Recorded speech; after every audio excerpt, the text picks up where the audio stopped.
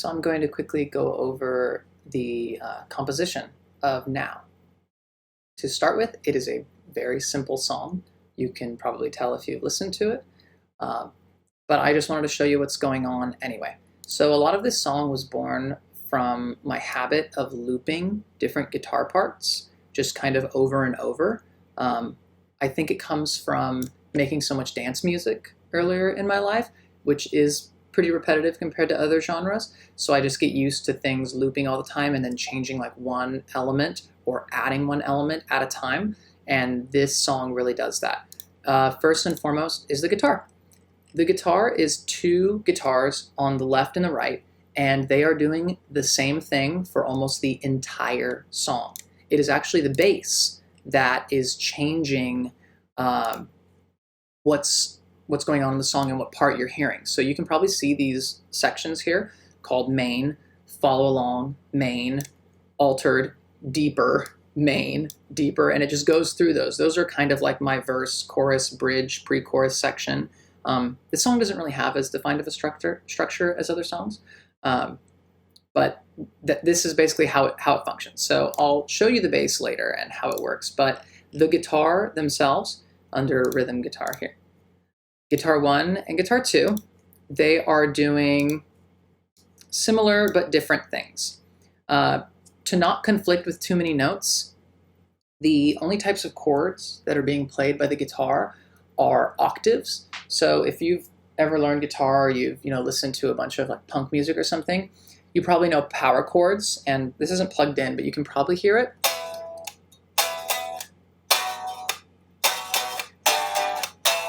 That sound is like a power chord, but if you remove the middle note, you just have the two octaves of that chord.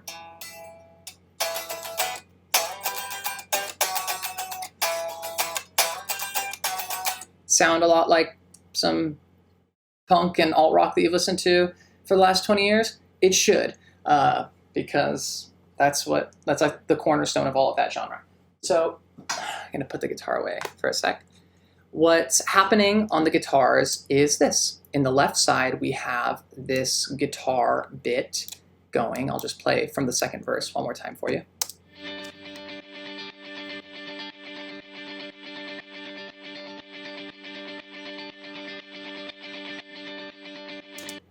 It's really looping like that for most of the song. Let's play the other side so you can hear what's complementing it.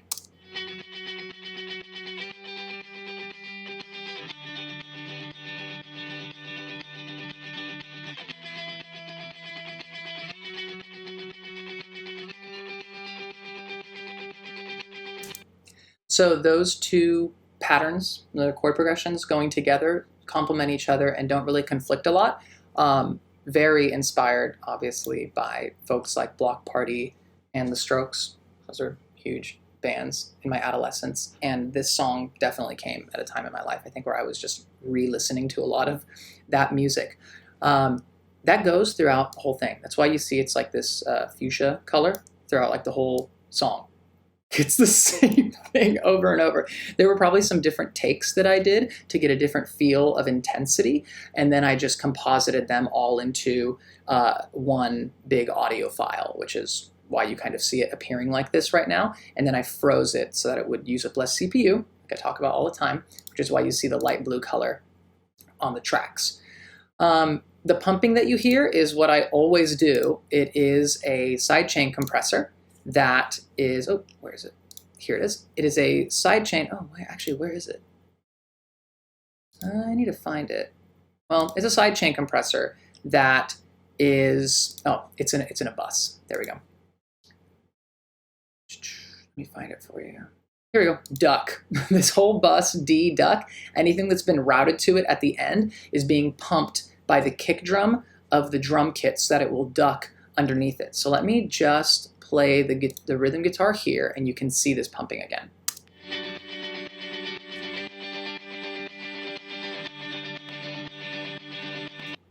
You can hear it without it right now too.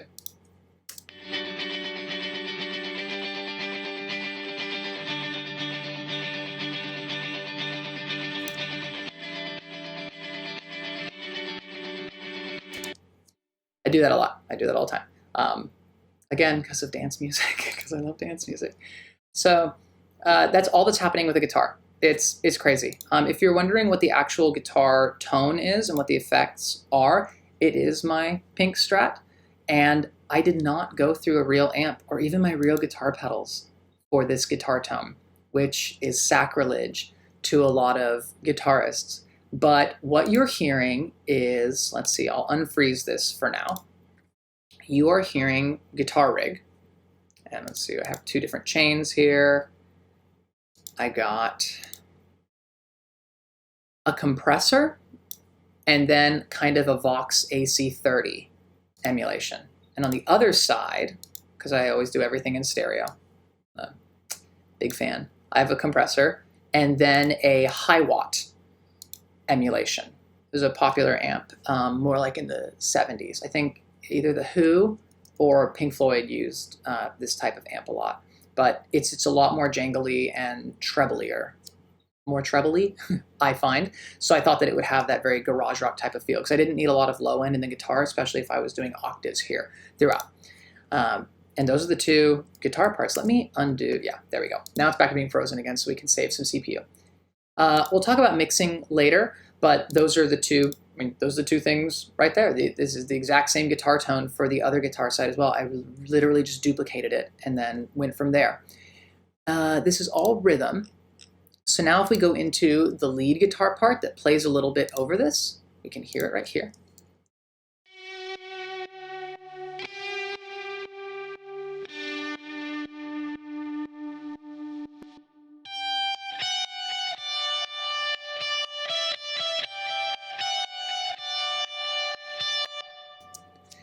That one is a little bit different because I wanted it to obviously be a lead guitar tone. So let's see what I did. It's guitar rig once more. Let me move it so you can see it. This one is just the high watt emulation, but then with some tape echo. Wow, I really went, what should I say? Not lo-fi, but just not a lot of complicated methods in this one. I usually kind of go overboard with a lot of effects and plugins, but this one I really did just keep it to what Guitar Rig has to offer inside of it. And we'll talk about the other things I use to mix it, like I said, later. But it was that. I took off the low end so that it wouldn't muddy up things like the kick drum and the bass guitar, which actually isn't a bass guitar, it's a bass synth. We'll talk about that in a second. These are very simple notes. There's really not a lot going on. They repeat a few times. This part here,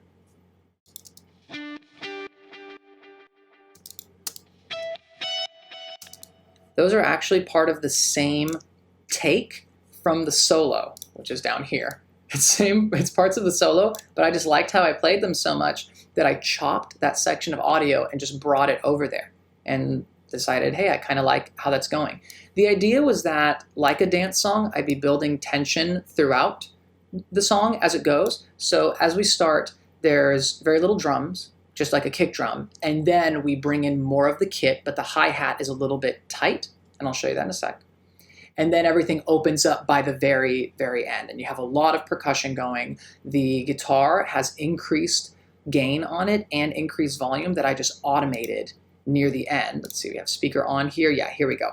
These little red dots show you the different things that I've automated. So let's go here.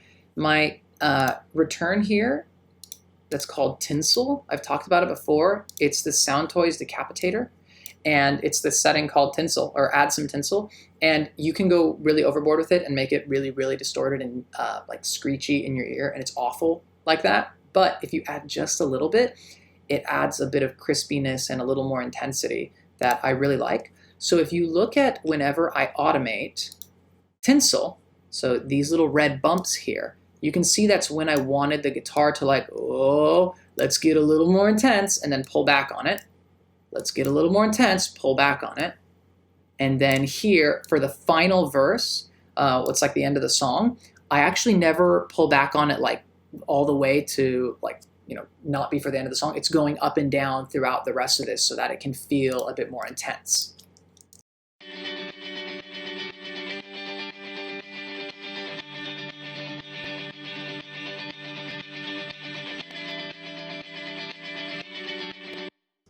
And I know that might sound really subtle, or maybe you can't even tell the difference depending on what you're listening to this on, but when you have all the other elements going on, like the bass and the drums and the vocals, it really does help the guitar stand out and become a little point of attention right then and there. And I would have included that more in the mixing section, but it really is part of how I see the guitar.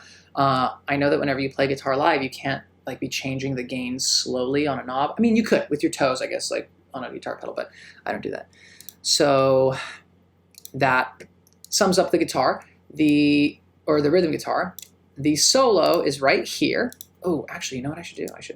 There we go. Now that is frozen again to save a CPU. The solo is here. Let's go. It starts right here.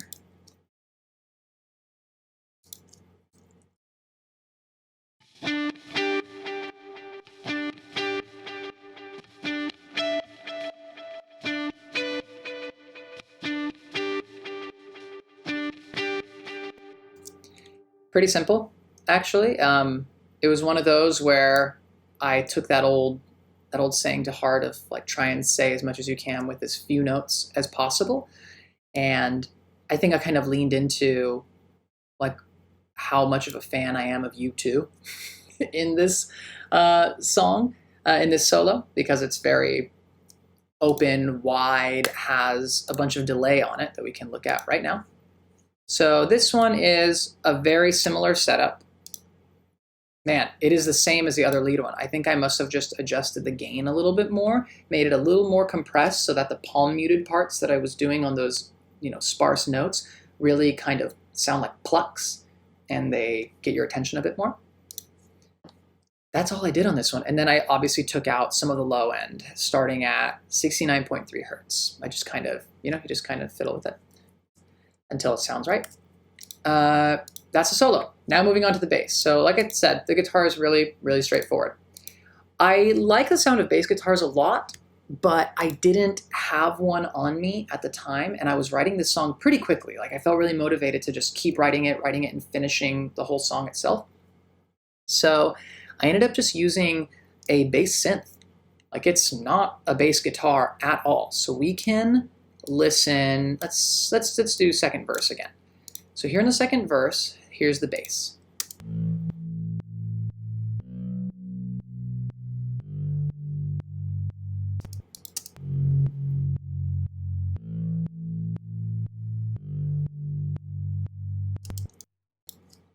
So this bass is not really a bass guitar. It is a bass synth. I think I might have been planning on going back and recording a bass guitar, but then I just got so caught up in the momentum of making the song that I didn't do that. I just kept it as a bass synth. But in that sense, I did try and make it sort of like a bass guitar. So let me show you what I did. And freeze it. This is an FM synth called Operator. It's stock in Ableton. So if you use Ableton, you're very familiar with Operator. But it is a triangle wave being modulated slightly, or actually no, being modulated a bit by a low bit saw wave. And after that, I send it into an amplifier emulation. So it's like an actual bass amp, sort of. And then a cabinet, like the speaker cabinets that a bass amp would go through. So I'm treating it like this is a bass guitar, but it's a synth. If you want to hear what it sounds like, let's go back here. Let me turn these off for you. Let me turn off the compressor too. So those ones are a bit, they affect it a lot. Here's what it sounded like by itself.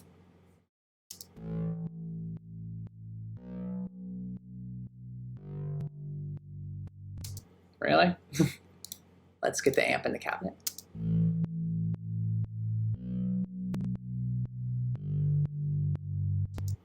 Okay, and then let's do some EQ to bump the parts that I want and dip the parts I don't want.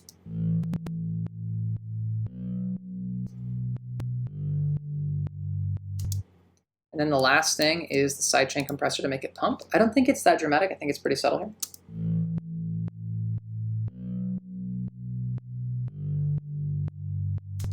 There you have it. That is what the bass sound is. This is more about mixing, so I'll talk about it later, but that's the bass sound. Like, that's it. It's not really anything complicated. I'm just gonna undo until I have this frozen again. There we go. Now it's frozen. That's basically all that's going on with the bass. Now to talk about the drums. The drums are the other big part of the song.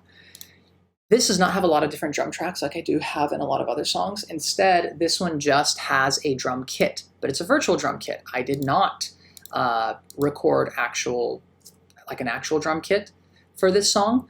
It's just a virtual drum kit that I was really happy with in the end. So it is this one.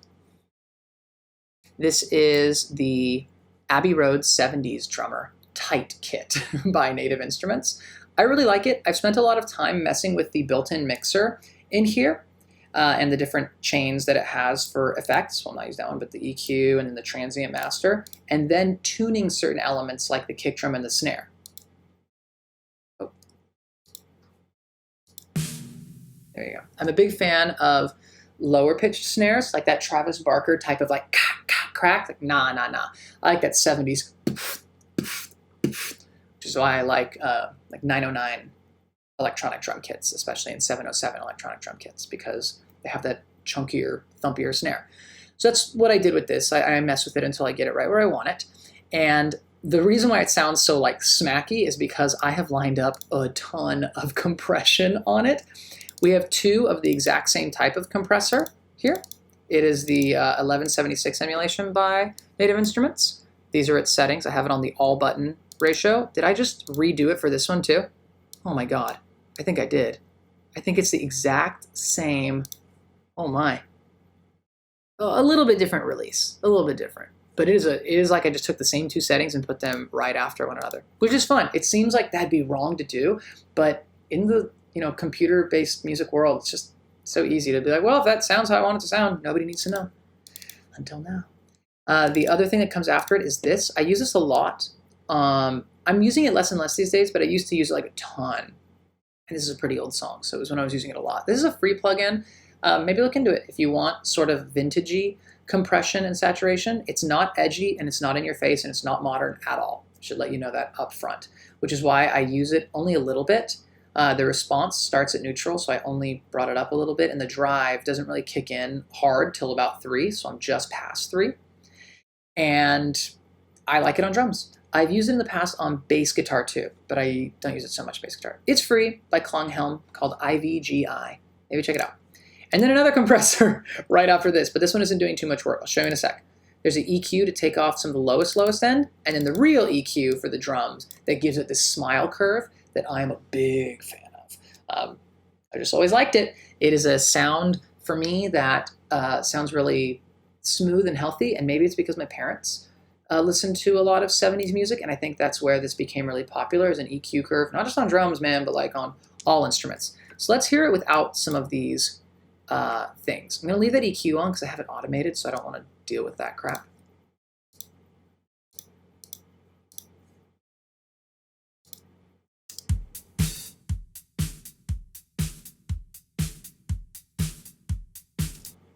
Now let's turn all this on.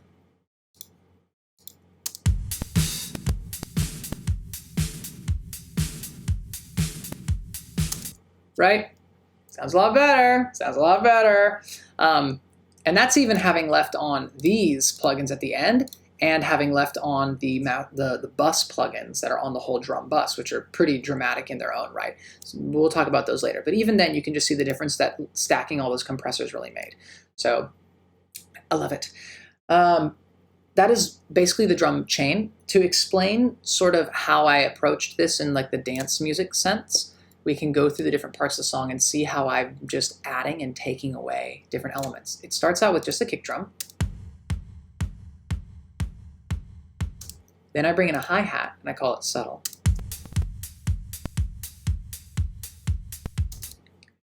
Then we bring in, after we drop out for like a measure right here, we bring in the snare. So you'll hear it come in.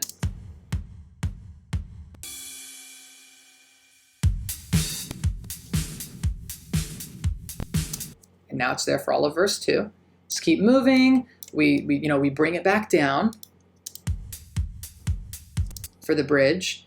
And then starting at the solo is when we really let it go. Like, okay, finally, all this tension that I've been building up, hopefully, I hope I was building up tension for you guys and you liked it. that we just let it go in the solo, and then we build up even more and just let it explode by the final verse.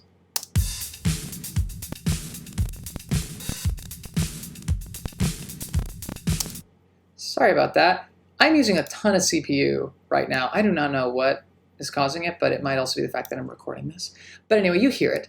Here is the very end. Well, it's the very end, but you know, where it goes into the very end and it builds up, and then we're finally using crash cymbals. Like I've used like 2 crash cymbals throughout this whole time in the song, so I was really saving it. I really wanted the explosions to happen at the end.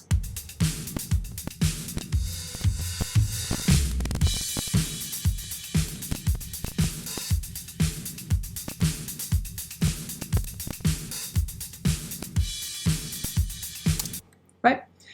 In that sense, it's very much laid out like a dance song with its drums kind of getting bigger and bigger over the course of the song. Last but not least are the vocals. The vocals were not a very complex thing in this song. A lot of times I have a lot of vocal tracks going, and you've probably seen it in the past.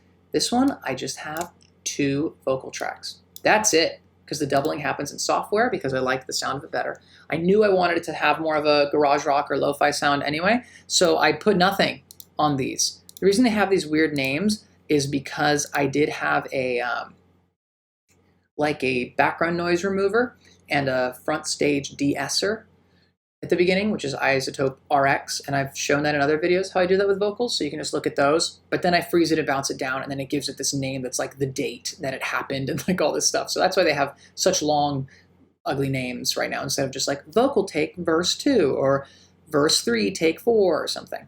They had those names, now they don't. They're not even panned to the left and right. That's how just raw I wanted these to sound.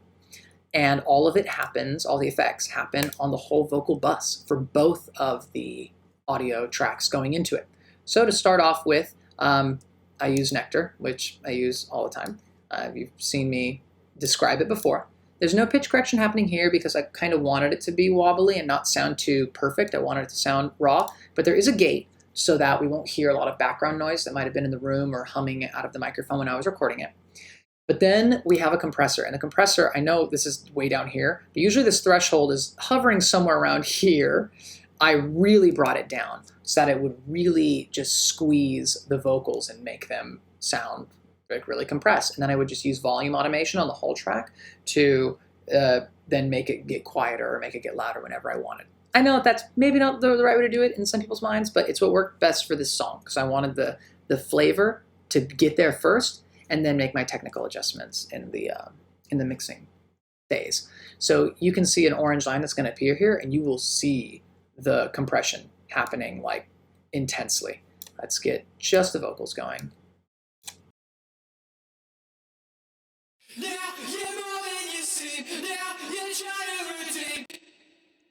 do you see that orange line? It's really holding it down. Let me just check one thing here. Hello, hello. Making sure I wasn't muted for you guys. The compressor's working really hard. the EQ, we're cutting off at around 181. I've probably told you before that my personal sweet spot for my voice is starting at around 178. Well, I shouldn't say sweet spot. Where I cut off everything is 178 and below. There's just nothing in my voice down there. I just don't have deep enough of a voice for there to be anything. I dip down here at 734, and then I bump up here at 5595, so like 5.5 hertz. And then we just hold it down here at 97. I think I was just playing around with these to make sure where it wasn't too hissy. And then a de-esser, I always have. I think I've said this in another video, but my S's are pretty harsh. Sometimes I even whistle when I say my S's. It's so bad. So I have to de-ess pretty drastically, always for me. Then I go into an amp. I put my voice through a guitar amp. I did this a lot in college when I didn't have a PA to my disposal. I had a guitar amp that had 2 inputs in it. So instead of putting 2 guitars, I put in a harmonica microphone into one, that like those bullet ones you see that are like green, like by Shure, like look all old-timey. I put one into that and then put my guitar into the other one, and I just kind of sang and played guitar through the same amp a lot of times in my room in college, and Yep, it kind of cultivated a big love for it. It also fits with the genre. So it's a blues amp, clearly modeled after a Fender. And then I go into this. This guy uses a ton of CPU. And it's brutal, but it's a sound that I like. So rather than doubling my voice more times, you can see I've only done 2 takes, and then I just send both of them right into the whole vocal bus. Rather than doing more takes to make it sound even wider, what I do is I use this plugin. It is the Real ADT, and it is emulating an old double tracking device from like the 60s or 70s where it would use different reels of tape, and then as you see this little thing that's moving, it would move one of them around the other one, like varying its speed. That's why it says varispeed, like variable speed, so that it creates this sort of detune effect, and then you can pan those to the left or to the right. So they're like you did different takes that weren't perfectly tuned. Not like I sing perfectly in tune anyway, but they're not the same as my other take. It shifts and like wobbles the pitch. So I love that sound. Here are the vocals without it, so that you can kind of hear what I'm talking about. Now you're more than you seem. Now you're trying to redeem. And with it. Now you're more than you seem. Now you're trying to redeem. See, makes it wider, and it makes them change in the pitch. So it's like I put a chorus pedal. If you're a guitarist and you're familiar with that, it's like I put a chorus pedal on it, which I also freaking love, so obviously I'm going to use it. The other thing that I use in this song to bring more intensity is this distortion plugin. This is Izotope Trash, which is a great name for a plugin. Trash. Oh, ignore that. I didn't pirate these. I own these. I can prove it if I have to. But this is just a distortion plugin, and this little caret that you see down here with the red dot, it's the global bypass to turn it on or to turn it off. Let's see when I turned it on and when I turned it off. So show automation. Okay, so it was off in the beginning of the song, and then it's on later on. Now you're waiting for me. Now I'm all that you need. Now I'm not what you need. It's more distorted now, so there's that. Let me see if I'm muted again. Hold on. Okay, no, we're good. All right. The next thing that I do here is I have one of my favorite reverb plugins. This guy, let me move him so you can see him. Wow, it's really small here. It's so crazy how small everything looks when I zoom in to Ableton for you guys. It is just the RC24. It's based off of like a, oh my God, am I Lexicon reverb? And I personally thought that Native Instruments did a really good job with their emulation. I know a lot of other people might really love other ones, and if I was scoring a film or something and I needed to just have like one drop of rain with a bunch of reverb, maybe I would hear the difference, but in the context of a rock song, I don't hear the difference between the other ones. So I was happy with this one when I bought it as part of a bigger package. I'm kind of heavy-handed on it, I guess. 27% is pretty big whenever it's a deep reverb. So here it is with and without. Let's do without first.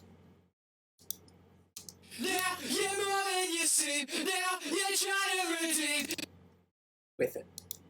Now you're more than you seem. Now you're trying to redeem. Right? I love it. To me, it's like a throwback sound. It's like what I always reach for if my song is feeling a little bit early 90s or any part of the 80s. I definitely reach for this reverb. Really like it. I haven't bought another reverb in a long time because I've been so happy with it. And this one is just another instance of it that I use to do the dramatic parts where it sounds like I'm fading away. So let's look at where the automation is here. Here it is. And then even in here, there is the mix of it. So let's open this up. So here's another red caret, and you see this opening up, here we go, over the course of this section. So let me show you. There you go. You see it ramping up here. It's giving that effect like I'm like floating away.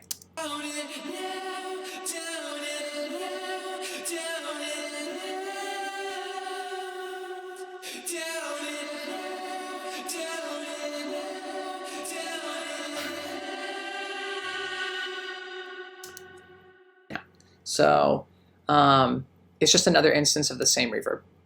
But this one is a setting that's called Dream Hall, and it's a lot more dramatic. Just has some different settings. I don't want to get too technical for you. After that, it's mixing stuff, so we'll be able to talk about that later. But that is kind of it as far as the composition and the sounds that I used in the song now. Think of it like a dance song, but just played by rock instruments.